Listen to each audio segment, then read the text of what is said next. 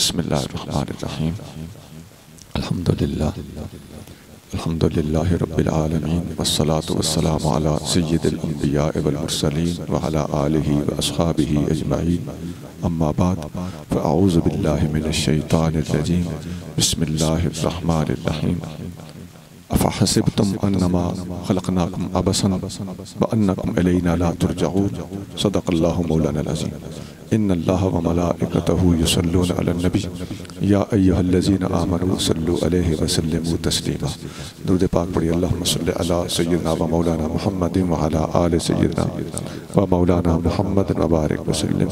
अस्सलातु वस्सलामु अलैका या सय्यिदी या रसूलल्लाह व अला आलिका व अस्हाबिका या सय्यिदी या हबीबल्लाह। सदर महफिल वाजिबुल एहतराम हुज़ूर क़िबला पीर अब्दुल रऊफ़ साहब कासमी, दीगर उलमाए किराम, मशाइख़ उज़्ज़ाम, बुज़ुर्गान मोहतरम, बरादरान अज़ीज़, फ़कीर ने आपके सामने कुरान शरीफ में से चंद अल्फाज तिलावत किए हैं।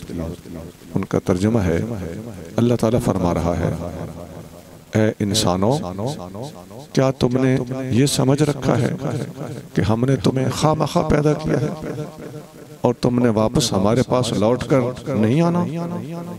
ये मैंने सही सही तर्जुमा आपके सामने रख दिया।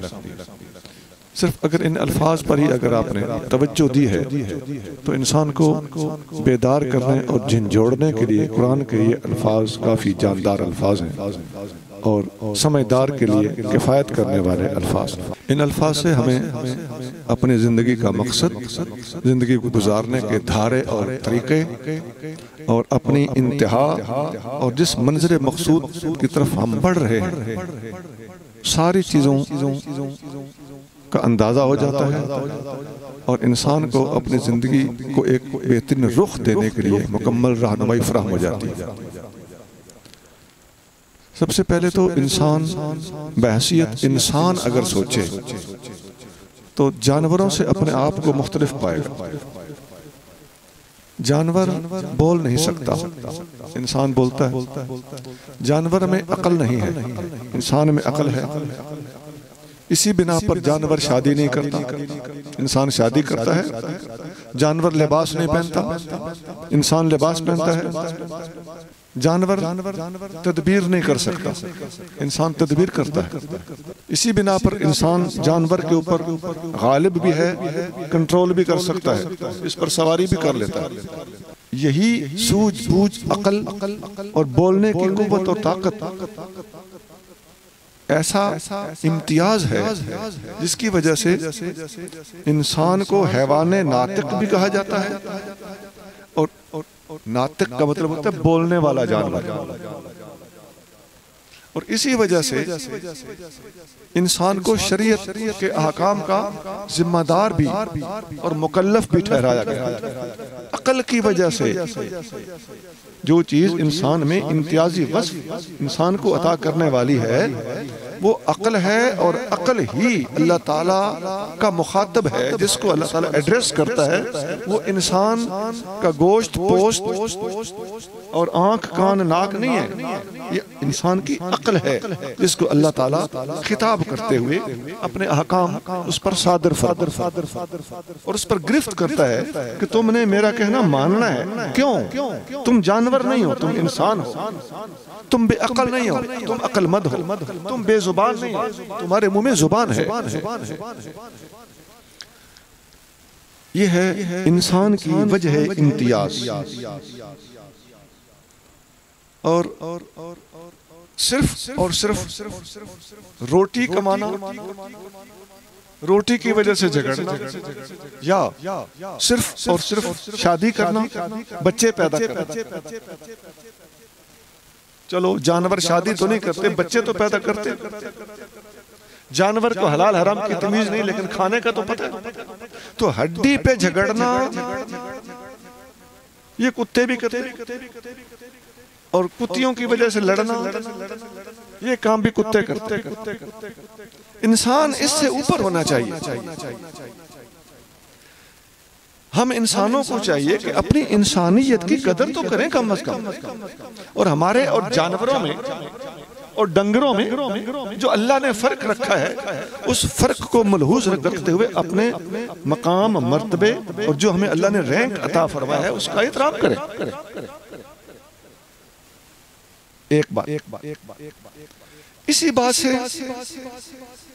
अगर हम जानवरों में बैठे हैं तो हम उठ के अलग हो जाए, इंसान बन जाए, अपनी सोच बुलंदो बाला कर लेगा और घटिया हरकतें छोड़ देगा। इससे अगला स्टेप क्या है?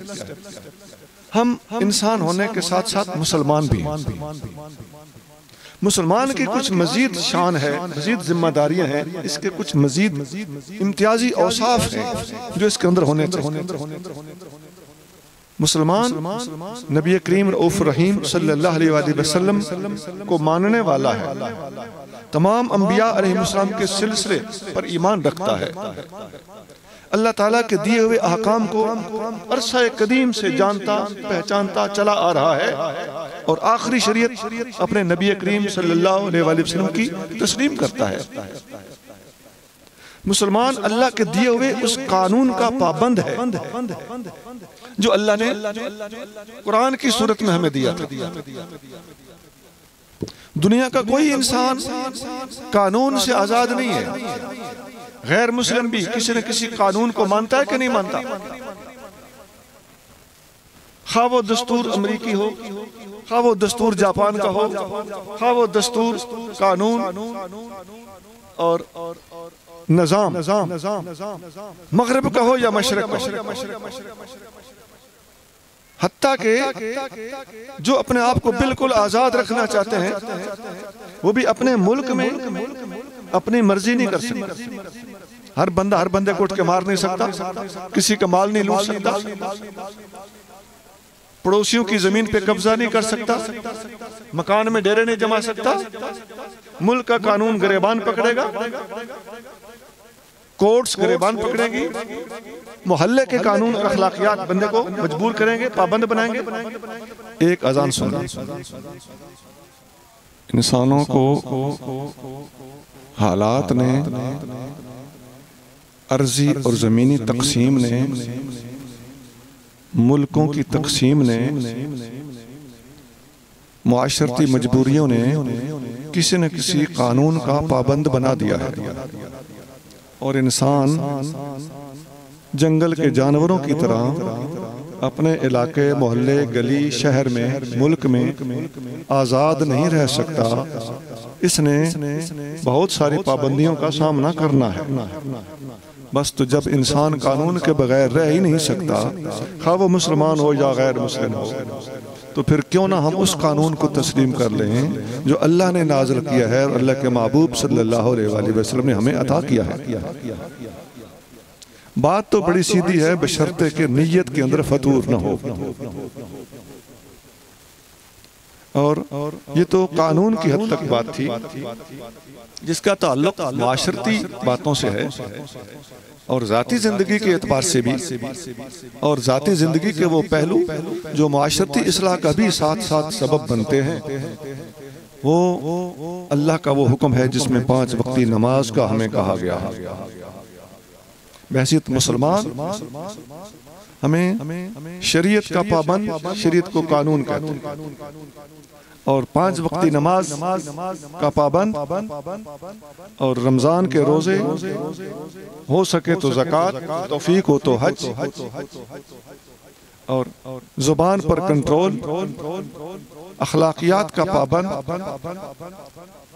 हुकूकुल इबाद को अदा करने वाला, माँ बाप, उस्ताद, मुर्शिद, बड़े बहन भाई, बीवी बच्चे, दोस्त अहबाब, पड़ोसी, हर मुसलमान हर एक का दर्जा बदर्जा हक अदा करना, ये इस्लाम की तालीमात हैं। और बहैसियत मुसलमान ये चीजें हम सब के ऊपर लागू होती हैं। 2 चीजें होती हैं, बहैसियत इंसान हम जानवरों से जुदा है, बहैसियत मुसलमान हम आम इंसानों से जुदा हैं और बालातर हैं। अल्लाह ताला ने इस्लाम को तमाम अदियान के ऊपर फौकियत अता फरमाई। इसीलिए कुरान कहता है इन्नद्दीन इंदल्लाहिल इस्लाम, दीन अल्लाह के यहाँ अगर कोई है तो उस दीन का नाम इस्लाम। तीसरी चीज है बैसियत अहले सुन्नत। अल्हम्दुलिल्लाह हम अहले सुन्नत हैं और अहले सुन्नत व जमात इसका माना होता है नबी करीम सल्लल्लाहु अलैहि वसल्लम की सुन्नत पर अमल करने वाला और नबी पाक सल्लल्लाहु अलैहि वसल्लम की सारी उम्मत के मुत्तफिका फैसलों को मानने वाला, जमात के फैसलों को मानने वाला, नबी पाक सल्लल्लाहु के तमाम सहाबा इकराम और तमाम अहले बैत अतहार सबको इकट्ठा रखने वाला, सबको जमात बनाकर इनको मानने वाला, कुछ को मानना और कुछ को न मानना, ये जमात नहीं रहता। हम अहले सुन्नत व जमात इसीलिए हैं कि हम सुन्नत के साथ साथ तमाम सहाबा, तमाम अहले बैत अतहार और पूरी उम्मत के इजमाई और अक्सरियती फैसलों के पाबंद हैं। ये बड़ा प्लेन, आसान और अपीलिंग रास्ता है। इसके अलावा अगर कोई दाएं बाएं भटकता है या किसी एक आध आलिम पर, एक आध पीर फकीर पर, एक आध बुजुर्ग पर तनकीद करता है, तो हम तो किसी एक आध बुजुर्ग के पाबंद बनाए नहीं गए, हम तो मुत्तफिका फैसलों के पाबंद हैं। और उस एक आध आलिम बुजुर्ग पर तनकीद करने वाला हो सकता है खुद ही गलती पर हो, ये कौन सा फरिश्ता है? और अक्सर ऐसा होता है कि तनकीद करने वाले खुद गलती पर होते हैं या बाज़ औक़ात गलती से बढ़कर बदतमीज होते हैं, बेअदब होते हैं, बस जुबान जरा लंबी है तो चर कर लेता है। तो ऐसे लोगों से आपने मुतासर नहीं होना, अपने अहले सुन्नत होने का सही तरीके से मजबूती के साथ सबूत देना है। और अहले सुन्नत व जमात की रूह ये है, बल्कि इस्लाम की भी रूह यही है कि अदब को इख्तियार किया जाए। नबी करीम सल्लल्लाहु अलैहि वसल्लम ने अपने से पहले नबियों का हमें अदब सिखाया है।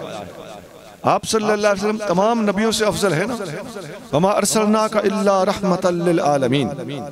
लेकिन अगले अपने से पहलों को नबी पाक सल्लल्लाहु अलैहि वसल्लम ने एहतराम के साथ याद किया है। सही बुखारी और मुस्लिम में हदीस है, नबी पाक सल्लल्लाहु अलैहि वसल्लम ने फरमाया कि हज़रत इब्राहीम अलैहिस्सलाम ने अल्लाह से कहा था कि अल्लाह मुझे दिखा तो मुर्दे कैसे जिंदा करेगा। तो आका की हदीस का मफ़हूम यह है, फरमाया कि यह ना समझना कि इब्राहीम अलैहिस्सलाम ने कोई अल्लाह पे एतराज़ किया था या अल्लाह की कुदरत में उनको कोई शक था। तो फरमाया नहनु अहक्कु बिशक्क मिन इब्राहीम, हम ज्यादा हक रखते हैं कि इब्राहीम से भी ज्यादा बढ़ के अल्लाह ताला से ऐसे सवाल करें, बात को अल्लाह से समझने के। तो इब्राहीम अलैहिस्सलाम के बारे में किसी के जहन में कोई गलतफहमी आ सकती थी कि उन्होंने अल्लाह ताला पर यह सवाल क्यों किया, तो हुज़ूर सल्लल्लाहु अलैहि वसल्लम ने इब्राहीम अलैहिस्सलाम की शान को क्लियर किया। ये बुखारी और मुस्लिम में हदीस। ऐसे ही हज़रत यूसुफ अलैहिस्सलाम का जिक्र भी बुखारी मुस्लिम में, कुरान में भी है।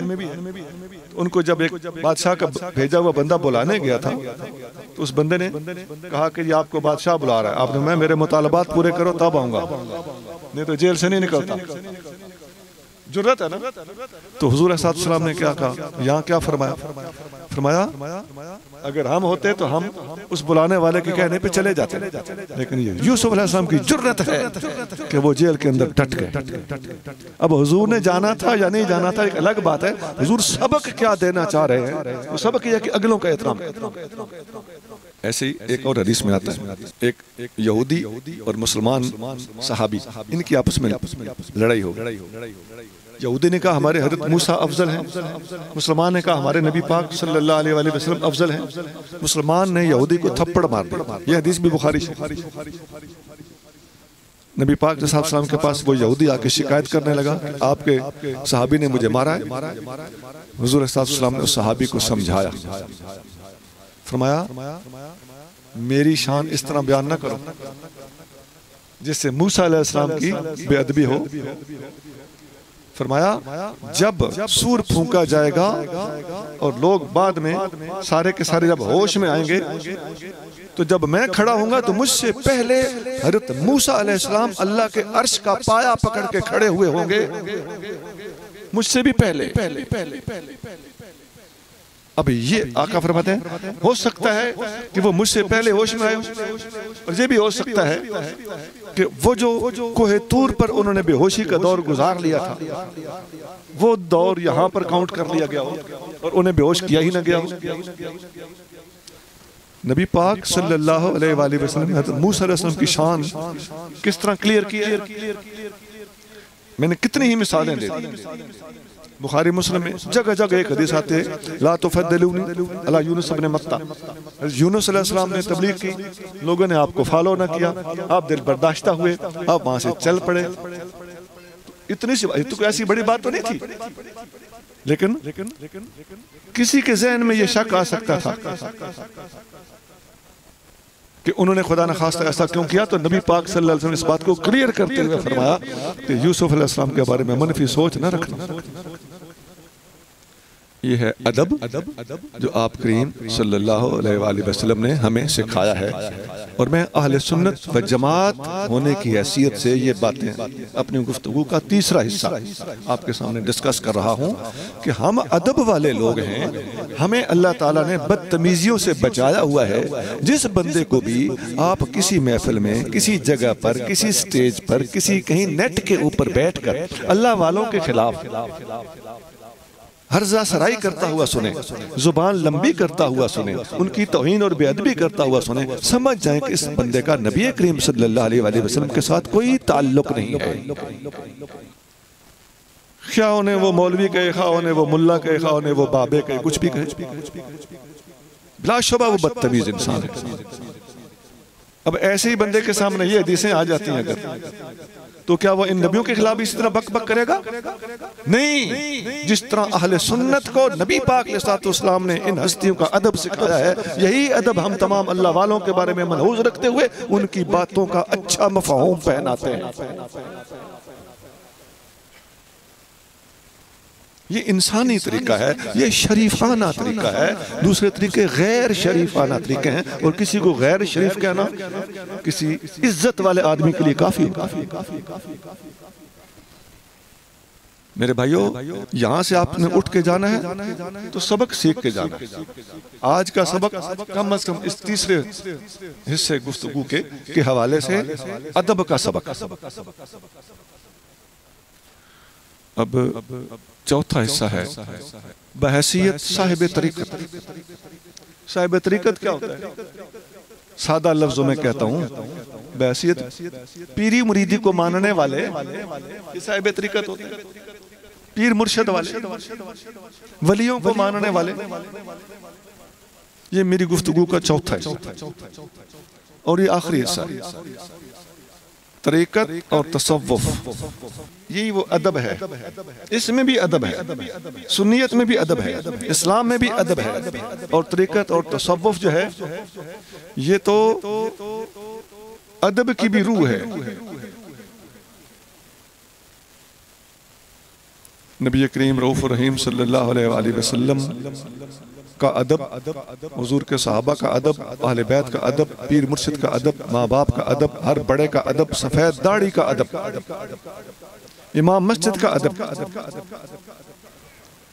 जिसके पीछे एक नमाज पढ़ ली है उसका अदब, जिसके एक हर्फ जिससे पढ़ लिया है उसका अदब। मेरे भाइयों, नबी पाक सल्लल्लाहु अलैहि वसल्लम का दीन हम तक किसने पहुंचाया? उलमा औलिया, दो ही सोर्स, और इन दोनों को एक भी कहा जा सकता है, अल्लाह वाले। इनके थ्रू हम तक दीन पहुंचा है। मैंने बड़े बड़े उलमा को, हजरत मौलाना मुफ्ती मोहम्मद फजल रसूल साहब सियालवी रहमतुल्लाह अलैह, बहुत बड़े आलिम थे हमारे सरगोदा में, सबक पढ़ा रहे होते थे।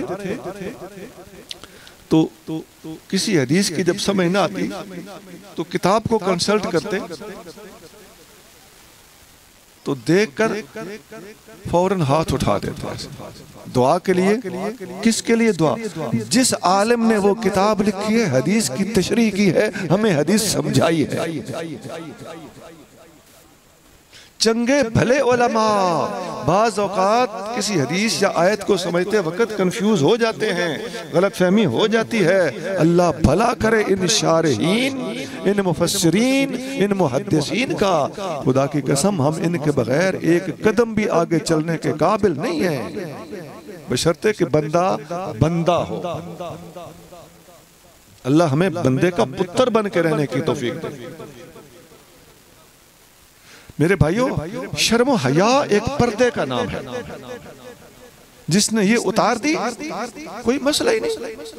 ये जो नंगे घूम रहे होते हैं बाजू का, मजजूब की बात नहीं कर रहा, एक आम बंदा ही नंगा घूमना शुरू कर दे तो आप उसको कहें कि वो आपको हजारों दलाल देगा, क्योंकि तुम तो गलत हो, तुम झूठ बोलते हो, ये तुमने एक हकीकत को क्यों छुपाया हुआ है, दलाल देगा। जिब लंबी हो ना तो तरह तरह की बकवासात बंदे को आ जाती है। मेरे भाइयों, शर्म और हया एक पर्दे का नाम है। जब ये दिमाग पर सिर्फ में एक ख्याल है, जब इस यहाँ से बंदा उतार के फेंक देता है, हदीस में आता है अगर तुझ में हया नहीं तो जो मर्जी करता फिर, इल्लम तस्तही फस्ना मा शिअत।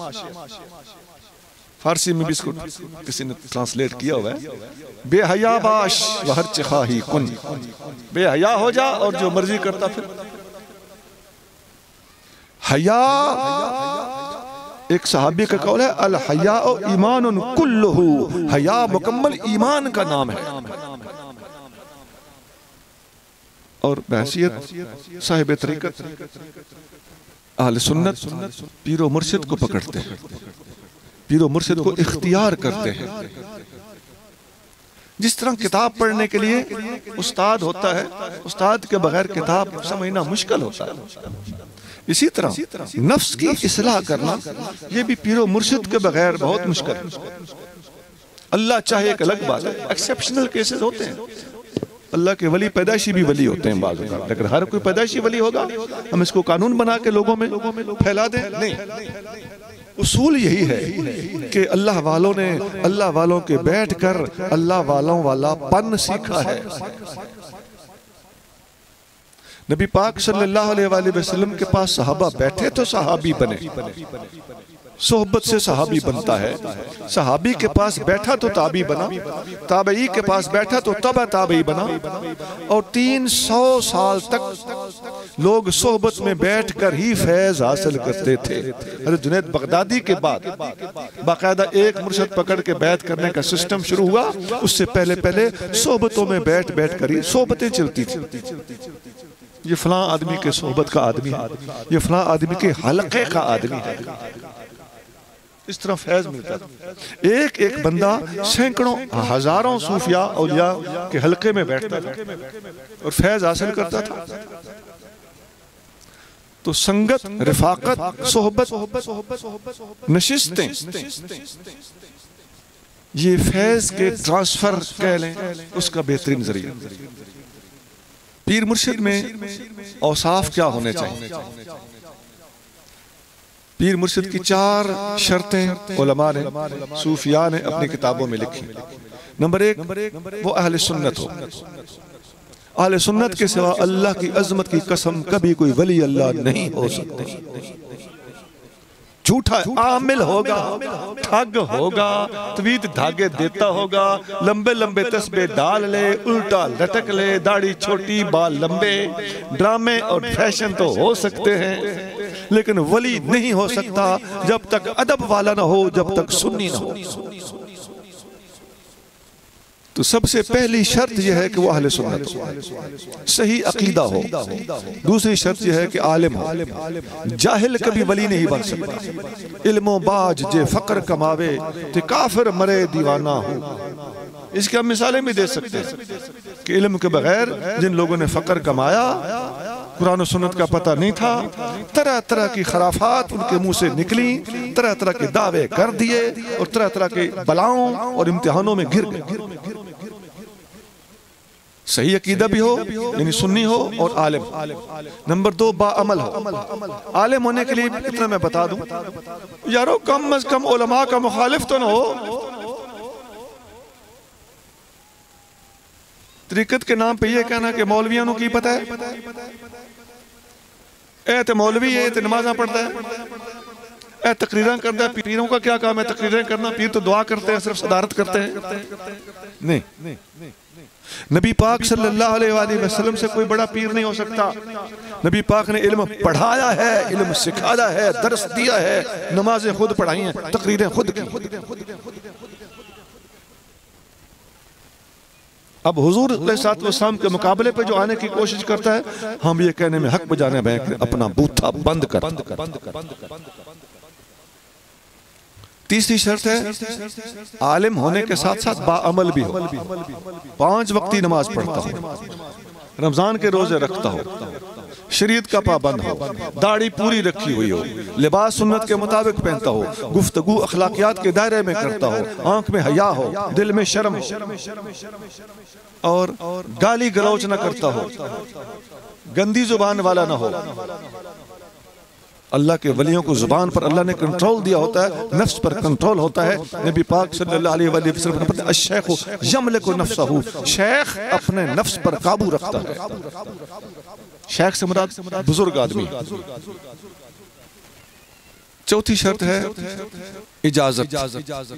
उसके मुर्शिद ने उसको पीरी मुरीदी की इजाजत दी हो, उसके मुर्शिद को भी इजाजत हो, उसको भी इजाजत हो। ये इजाजतों का सिलसिला नबी पाक सल्लल्लाहु अलैहि वसल्लम तक चलता, यानी सिलसिला उसका जुड़ा हुआ हो। फकीर ने एक शेर लिखा है, सही अकीदा आलिम बा अमल नाले होस इजाजत, ए शर्तां विच पीर जरूरी कोई नहीं शर्त रियाजत। रियाजत शर्त नहीं है कि इसने जनाबो जितने चिल्ले काटे में शरीयत पे चलता ना हो तो चिल्लियां नूं भा लानी।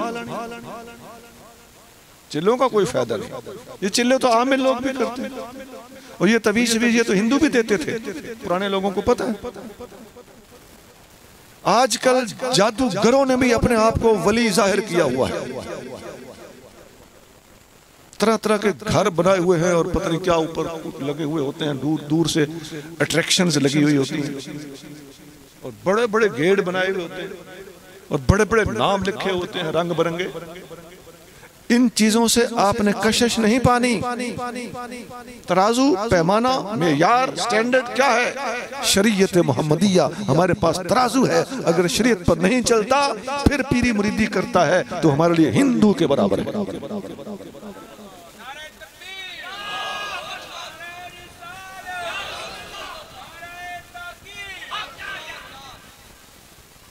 और इन अल्लाह वालों के पास बैठ के सबसे ज्यादा जो फैज हासिल करने का तरीका होता है, इनके पास आके कभी कभी बैठ जाए, बस इनकी तालीम भी बड़ी सौखी।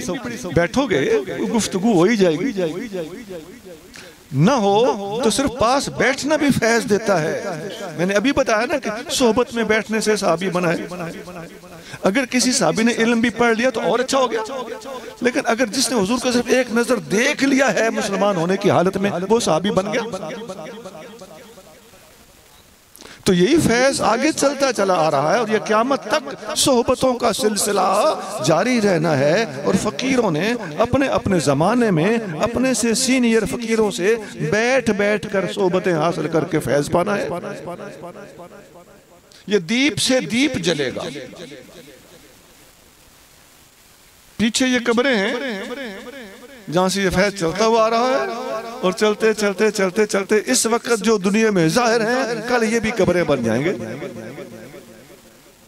ये सिलसिला है, तरीकत है, जिनके अंदर हर मुसलमान परोया जाए तो उसका सिलसिला नबी करीम सल्लल्लाहु अलैहि वसल्लम के साथ हाथों हाथ, एक चेन के जरिए से, एक संगली के जरिए से, एक सिलसिले को अरबी जुबान में कहते हैं सिलसिला, और हम इंग्लिश में चेन और उर्दू में संगली कहते हैं। उन्हें भैंस बांधने वाली संगली होती है, उसके वंगे के अंदर वंगा होता है, इसको अरबी जुबान में सिलसिला कहते हैं। हमारे आपके इस इलाके में हमने जनाब पीर नासिर अली कादरी साहब तशरीफ फरमा है। ये फकीर के पास अल्लाह गलत ना कराए 25 साल से ज्यादा अरसा हो गया है।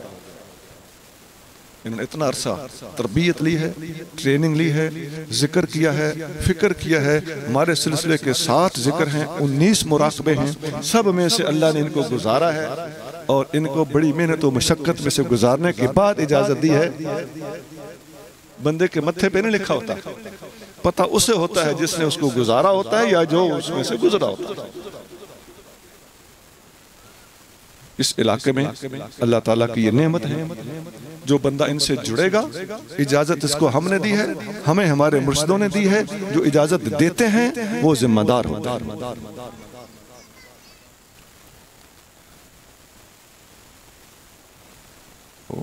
इनके पास आना जाना, उठना बैठना और शरीयत सीखना, ये हमसे भी ऐसा हो जाता है। कई मसले हमें भी नहीं आते होते, हम अपने उस्तादों से पूछते हैं, उस्ताद फौत हो गए हैं, अब मैं बूढ़ा हो गया हूँ, मेरे उस्ताद दुनिया से चले गए, अब भी मुझे कई मसले ऐसे आते हैं, किताब देखना पड़ती है, बाज़ उलमा से मशवरा करना पड़ता है। ये तो कोई बड़ी बात है, ये रहनुमाई देंगे, फंस जाएंगे तो हमसे रब्ता कर लेंगे, हम फंस जाएंगे हम अपने से ऊपर वालों से रब्ता कर लेंगे, ये होता रहता है। लेकिन उसूल तो है ना।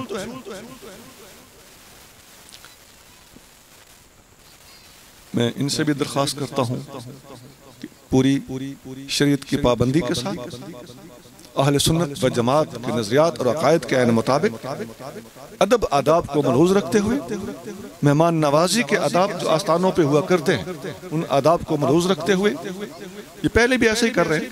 वैसे मैं एक तकरीर का हिस्सा बना रहा हूँ इस बात को, तो ये इंशाल्लाह इस पे अमल पैरा रहेंगे। और मैं तमाम इलाके के लोगों से भी दरख्वास्त करता हूँ कि इनके साथ मोहब्बत, तावन और इनसे मुस्तफ़ीद होना और फ़ायदा उठाना, इसको अपने लिए गनीमत समझिए।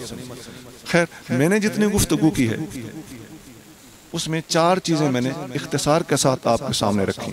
नंबर 1, बहैसियत इंसान हम जानवरों से जुदा हैं। नंबर 2, बहैसियत मुसलमान हम अल्लाह के कानून और शरीयत मोहम्मदिया अला साहिब सलात वसलाम के पाबंद हैं। नंबर 3, बहैसियत अहले सुन्नत व जमात हम नबी पाक सल्लल्लाहु अलैहि वसल्लम की सुन्नत और तरीके, तमाम सहाबा, तमाम अहले बैत अतहार और तमाम औलिया और जमहूर के पाबंद हैं, और इनकी रस्सी, इनका पट्टा हमारी गर्दन में है। और नंबर 4, बहैसियत साहिब तरीकत सिलसिला तरीकत में मुंसलिक होने के हवाले से हम साहिब तरीकत हैं, अल्लाह के वलियों को मानते हैं और सलासिले औलिया जो नबी पाक सल्लल्लाहु अलैहि वसल्लम तक पहुँचते हैं उन सिलसिलों को मानते हैं। और सही अकीदा, आलिम, बाअमल और इजाज़त वाला वली हो, हम उसको मानते हैं, उसके हाथ में हाथ देते हैं, उसका अदब व एहतराम करते हैं। इसके अलावा जितने अमलियात करने वाले और सिर्फ जादूगर और बंगाली बाबे बैठे हुए हैं, हमारे नजदीक इनकी कोई औकात नहीं है। हम उसको मानते हैं जो शरीयत पे चलता है, शरीयत पे चलाता है। अल्लाह ताला हमें अमल की तौफीक अता फरमाए। सुब्हान रब्बिक रब्बिल इज्जति अम्मा यसिफून व सलामुन अलल मुरसलीन वल्हम्दुलिल्लाहि रब्बिल आलमीन।